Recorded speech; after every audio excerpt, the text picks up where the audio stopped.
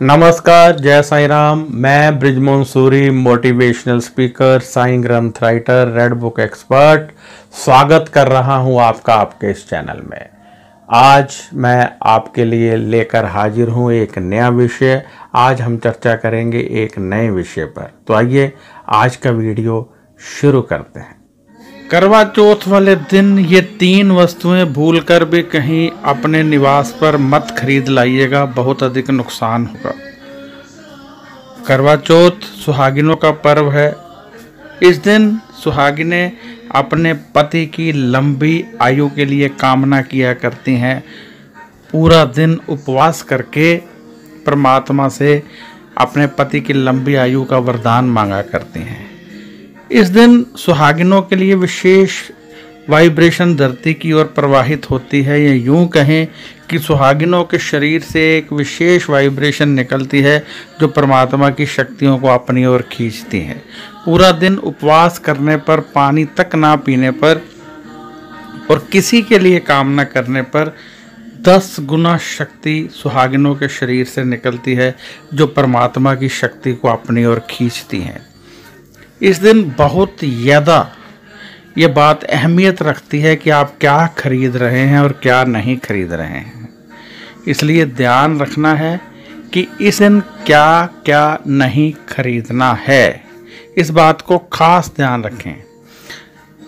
मैं आपको बताने वाला हूँ वह 3 वस्तुएं जिन्हें यदि आप खरीदते हैं तो नेगेटिव वाइब्रेशन का वास होता है और अपशकुन माना जाता है।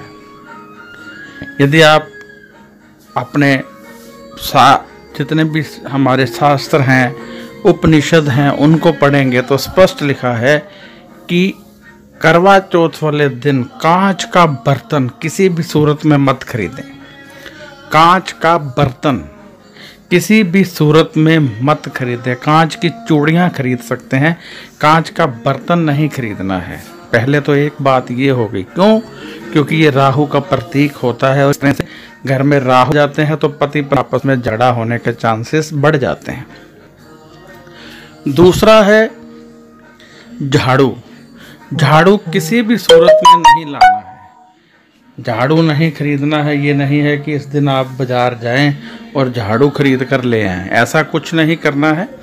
ये पर्व है, पूजा का सामान खरीदिए, सुहाग का सामान खरीदिए, अपनी सासू माँ को सामान देने के लिए खरीदिए। ये सब पवित्र चीज़ें खरीदने का पर्व है। कोई भी गलत वस्तु इस दिन नहीं खरीदी जानी चाहिए। मिट्टी का तेल यानी कैरोसिन, कैरोसिन भी इस दिन नहीं खरीदना है। ये 3 वस्तुएं इस दिन किसी भी सूरत में मत खरीदिए। ज्वलनशील वस्तु जो है वो इस दिन नहीं लेनी चाहिए। गैस का सिलेंडर, कैरोसिन नहीं खरीदना चाहिए। गाड़ी में पेट्रोल डलवा सकते हैं, आप अपने वाहन में पेट्रोल डलवाना चाहते हैं डलवा सकते हैं, परंतु अपने निवास पर ऐसी वस्तुएं मत लाइए। ये अपशकुन माना जाता है और बहुत बुरी शक्तियां इसके साथ हमें मिलती हैं जो हमें नुकसान करती हैं। इसलिए ऐसा कुछ नहीं खरीदना है जिससे कि अपशकुन हो, आपका नुकसान हो, आपकी शक्तियों में कमी आए, वाइब्रेशन में कमी आए, जो परमात्मा से हमें शक्तियां मिलनी हैं उसमें कमी आए।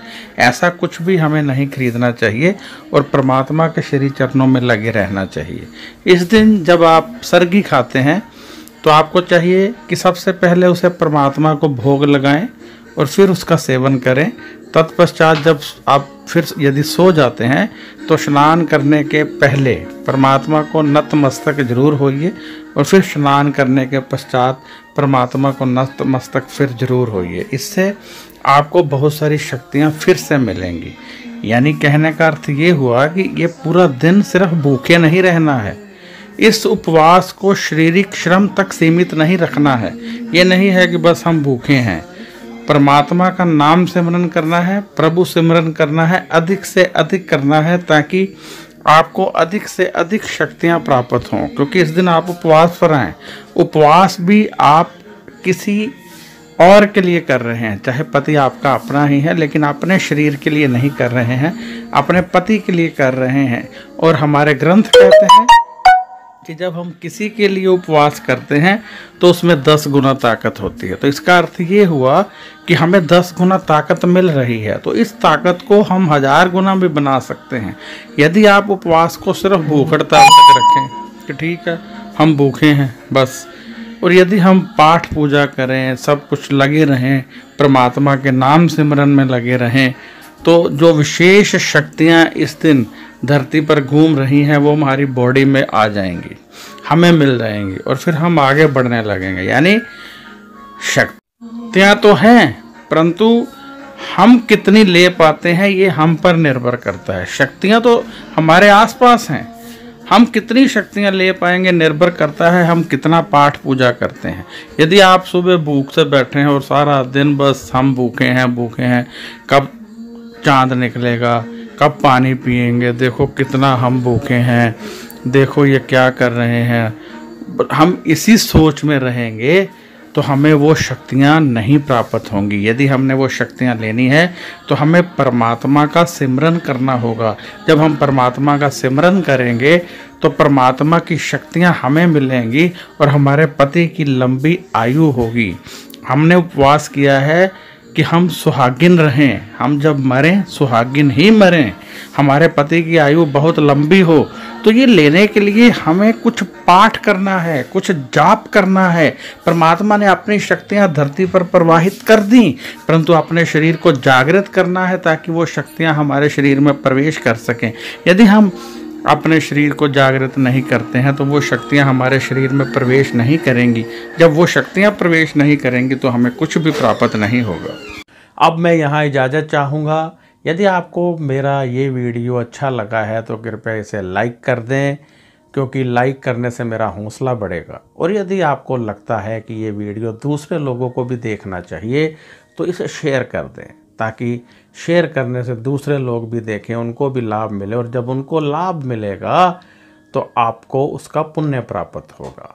तो यदि आपको कोई सवाल पूछना है तो आप व्हाट्सएप कर सकते हैं। यदि आपने जन्म पत्री दिखानी है तब भी आप व्हाट्सएप कीजिए। जन्म पत्री देखने की हमारी फ़ीस होती है। आप जानते होंगे कि जन्म पत्री में बहुत सारे ग्रह होते हैं, जन्म पत्री में बहुत सारे योग होते हैं। योग से ही हम जानते हैं कि हमारी लाइफ कैसी होगी। कई बार हम ग्रहों के उपाय करते रहते हैं परंतु हमें लाभ प्राप्त नहीं होता है। हम लगातार ग्रहों के उपाय कर रहे हैं, बहुत सारे एस्ट्रोलॉजर्स के पास होकर आ चुके हैं, लेकिन लाभ नहीं मिला है। कारण क्या है? कारण ये होता है कि जन्म कुंडली में योग होते हैं। जब योग एक्टिवेट ना हो, कमज़ोर हो, तो ग्रह काम नहीं करते हैं, और जब ग्रह काम नहीं करते हैं तो फिर उनके उपाय कितने भी कीजिए आपको लाभ नहीं मिलेगा। कब तक? जब तक कि उस योग को बलि नहीं किया जाता, एक्टिवेट नहीं किया जाता। तो यदि आप जन्म पत्री दिखाना चाहते हैं तो व्हाट्सएप कीजिए, सवाल है तब भी व्हाट्सएप कीजिए। व्हाट्सएप का जवाब 4 या 5 दिन में मिलता है। फ़ोन मत कीजिए, फ़ोन यहाँ कोई नहीं उठाता है। तो अब मैं इजाज़त चाहूँगा। नमस्कार, खुश रहिए और अपना ध्यान रखिए।